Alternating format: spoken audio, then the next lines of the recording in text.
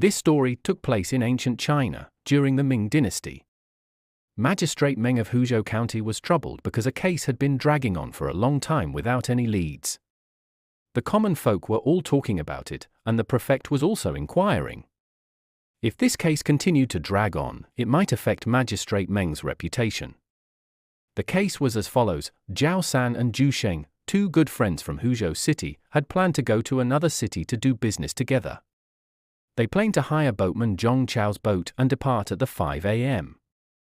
The day before, they had asked Zhang Chao to dock his boat under Anqiao Bridge and wait. Early that morning, Zhao San got up, saw that it was only 1 a.m., and thought that if he lay down again, he might oversleep. So, he decided to go to the boat and wait.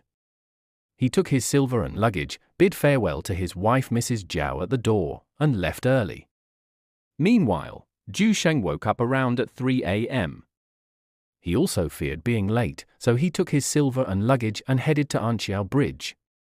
Upon arrival, he found boatman Zhang Chao curled up and sleeping soundly in his boat's cabin.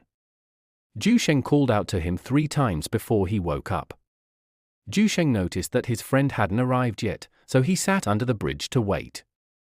As it neared the 5 a.m. and Zhao San was still nowhere to be seen, Zhu Sheng said to Zhang Chao, "Zhang Chao, you know Mr. Zhao's house, right?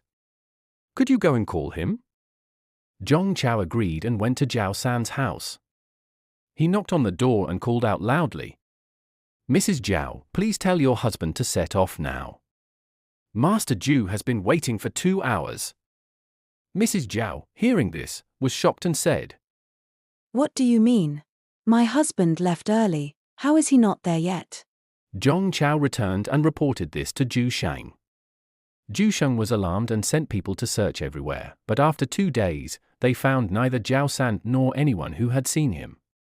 So, Zhu Sheng had no choice but to report the matter to the county office. At first, Magistrate Meng suspected that Mrs. Zhao had killed her husband. However, neighbors testified that they had heard Zhao San bid farewell to his wife before leaving.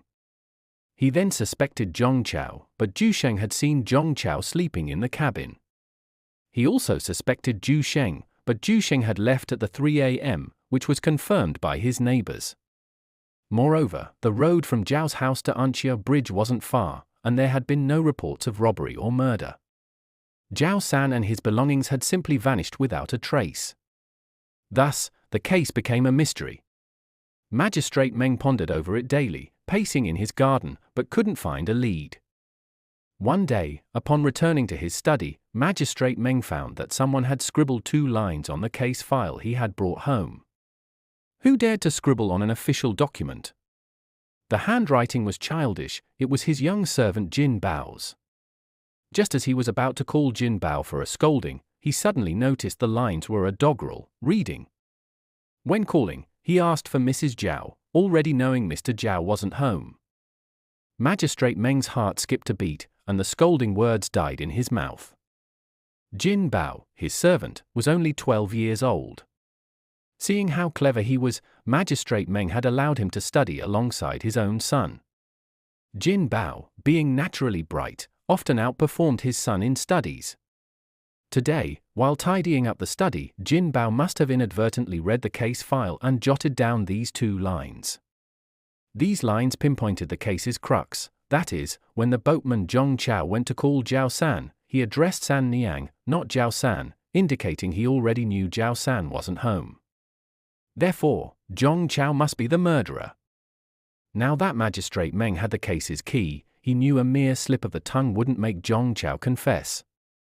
They needed Zhao San's body and the silver. He calculated, Zhao San left at the 1 a.m., and Zhu Sheng arrived at the 3 a.m., finding Zhang Chao pretending to sleep. During that time, Zhang Chao must have lured Zhao San into the cabin, waited for the right moment to strike, moved the body, hidden the luggage and silver, and rowed back to pretend to sleep.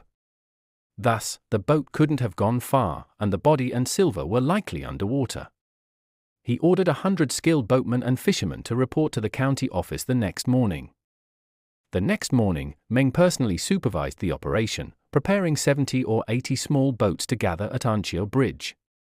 At his command, the boats spread out to secluded spots. After about an hour, he had the boat stop and the sailors dive to search. Soon, a body was found near a reed bed, its neck tied with a rope and legs weighted with stones. It was Zhao San. Familiar boatmen recognized the rope as Zhang Chao's. Shortly after, a sailor found a bag of silver and a bundle of luggage tied with a stone under another bridge. With the evidence clear, they returned to the county office, brought in Zhang Chao, and he confessed. That morning, Zhao San had arrived early. Seeing the time was still early, he decided to take a nap in the cabin. Zhang Chao, noticing Zhao San had over 100 taels of silver, had wicked thoughts. Knowing Sheng would arrive at the 3 a.m., he quietly crept into the cabin and strangled Zhao San. He then rowed the boat to a secluded spot, found 2 large stones, tied them to Zhao San's legs, and sank the body. On the way back, he sank the silver and luggage, planning to retrieve them later. This seemingly flawless crime was uncovered by a 12-year-old servant with a doggerel, becoming a local legend.